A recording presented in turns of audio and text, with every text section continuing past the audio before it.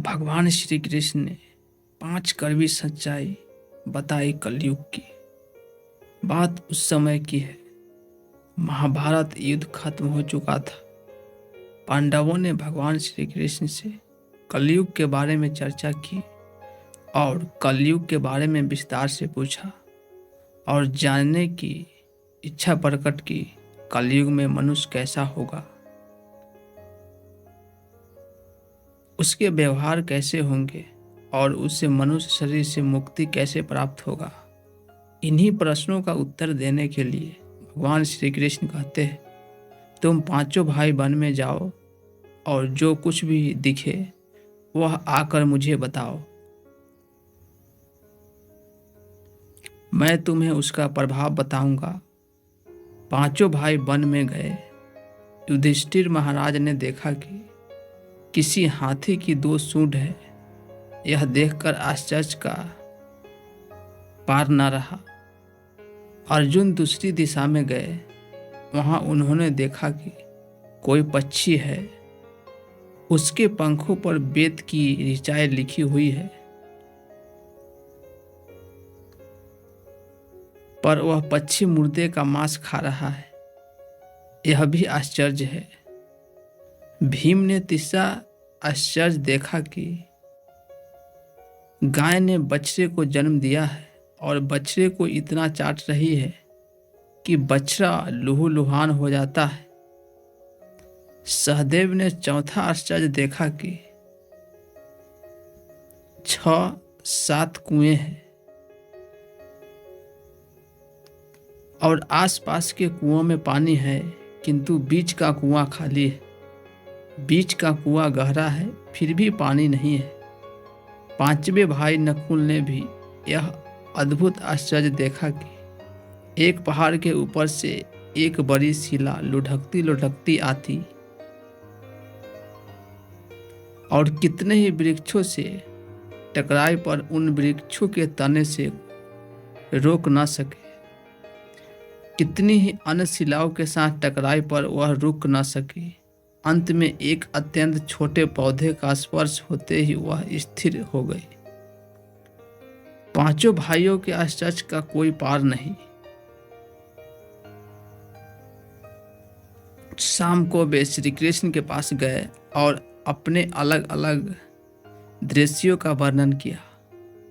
युधिष्ठिर कहते हैं, मैंने 2 सूंड वाला हाथी देखा तो मेरे आश्चर्य का कोई पार न रहा। तब श्री कृष्ण कहते हैं, कलयुग में ऐसे लोगों का राज्य होगा जो दोनों ओर से शोषण करेंगे, बोलेंगे कुछ और करेंगे कुछ। ऐसे लोगों का राज्य होगा। इससे तुम पहले राज कर लो। अर्जुन ने आश्चर्य देखा कि पक्षी के पंखों पर वेद की ऋचाएं लिखी हुई है और पक्षी मुर्दे का मांस खा रहा है। इसी प्रकार कलयुग में ऐसे लोग रहेंगे जो बड़े बड़े पंडित और विद्वान कहलाएंगे, किंतु वे यही देखते रहेंगे कि कौन सा मनुष्य मरे और हमारे नाम से संपत्ति कर जाए। संस्था के व्यक्ति विचारेंगे कि कौन सा मनुष्य मरे और संस्था हमारे नाम से हो जाए।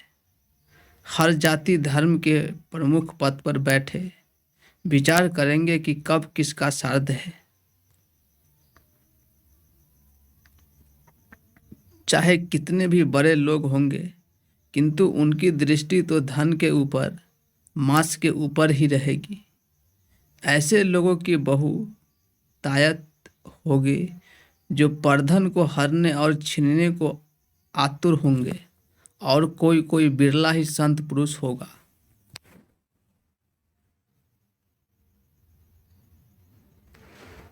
भीम ने तीसरा आश्चर्य देखा कि गाय अपने बछड़े को इतना चाटती है, बछड़ा लहूलुहान हो जाता है।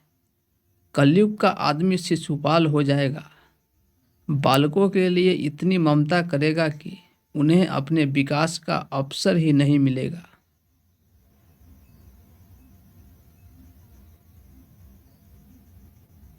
किसी का बेटा घर छोड़कर साधु बनेगा तो हजारों व्यक्ति दर्शन करेंगे, किंतु यदि अपना बेटा साधु बनता होगा तो रोएंगे कि मेरे बेटे का क्या होगा। इतनी सारी ममता होगी कि उसे मोह माया और परिवार में ही बांध कर रखेंगे और उसका जीवन वहीं खत्म हो जाएगा। अंत में बेचारा अनाथ होकर मरेगा। वास्तव में लड़के तुम्हारे नहीं है, वे तो बहुओं की अमानत है। लड़कियां जमाइयों की अमानत है और तुम्हारा यह शरीर मृत्यु की अमानत है। तुम्हारी आत्मा परमात्मा की अमानत है।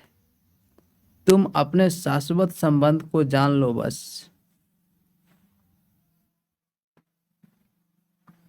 सहदेव ने चौथा आश्चर्य यह देखा कि 5-7 भरे कुएं के बीच का कुआं एकदम खाली है। कलयुग में धनाढ़ लोग लड़के लड़की के विवाह में, मकान के उत्सव में, छोटे बड़े उत्सवों में तो लाखों रुपए खर्च कर देंगे, परंतु पड़ोस में ही यदि कोई भूखा प्यासा होगा तो यह नहीं देखेंगे कि उसका पेट भरा है या नहीं। दूसरी ओर मौज मौज में शराब, कराब, कबाब, फैशन और व्यसन में पैसे उड़ा देंगे, किंतु किसी के 2 आंसू पोंछने में उनकी रुचि न होगी, और जिनकी रुचि होगी उन पर कलयुग का प्रभाव नहीं होगा।